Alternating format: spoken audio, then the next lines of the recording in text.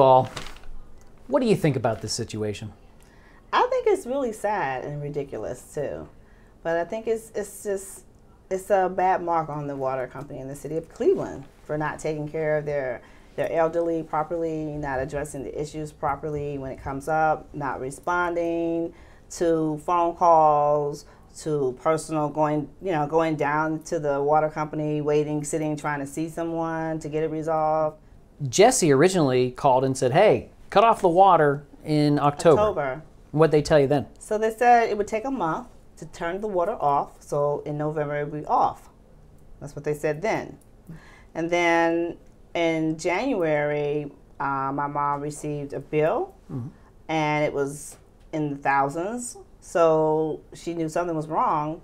And because the house was vacant, because they had moved out, they went to check and see what was going on at the house, and it had flooded out the house because it had been running all this time, the water.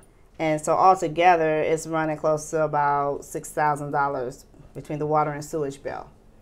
All because they did not... They didn't turn the water off like they said they were going to do.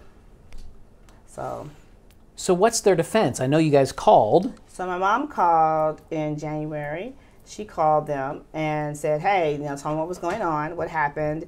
And the person she spoke to said, hold on. She went back, talked to a supervisor, came back and said, oh, okay, no problem. You're going to get a one-time moral adjustment, and you won't have to pay this bill. So that was good news. And my mom has great records because she took down dates and names of everybody she spoke to. So we have all that. And so she was waiting to hear. She said somebody will call you, a supervisor will call you, and in a couple weeks. And so time went on. The next month she called again, spoke to a different person. She has their name. They said, oh, we'll talk to a supervisor. We'll get them to call you back. We'll take your information, and it's pending and what have you. So then they didn't call. No one ever called. Supervisor never called her, and that went on every month up until this point. I mean, she would call several times a month. So you came all the way from California trying to get some answers. Right. And you've got so no I answers. called when I got here. I called them Monday of this week, and I called them to say, hey, let me speak to someone about this. They would not. We'll take your name, we'll call you back. And so since I know they don't ever call back, I said that's not going to work for me. So nothing's happened. So you called us. So then I called you guys. Yeah. How do you feel right now? I mean, it's really sad to me because I asked the guy on the phone, Steve, that I talked to, the supervisor. I asked him, when is it time to just do the right thing? I'm just going to be worried about them because, they're elderly and it's bothering them. This bill is hanging over their head because they had to pay all these thousands of dollars to get the house restored.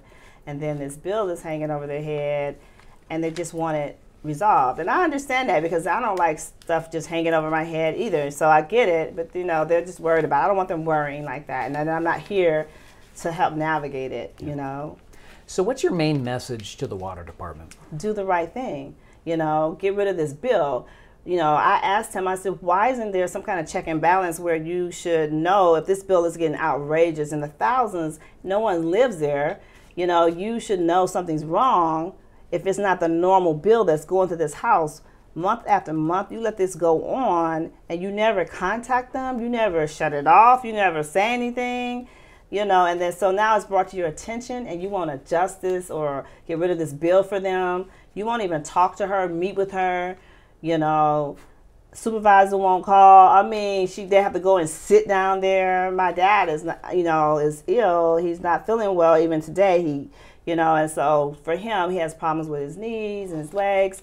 So to go down there and have to sit in pain and wait, they shouldn't have to do all that. So it's upsetting is what it is. It really is. It's hard. Yeah. You get a little emotional about it, huh? Yeah, because I'm far away. It's hard to take care of them. Yeah. I can see that you're... Excuse me. No, it's understandable. I mean, you don't want to see your parents upset and being treated this way. Right. Yeah. It's difficult being that far away. And so I can't keep flying back and forth, to try to get it resolved. Yeah. It's tough. Yeah.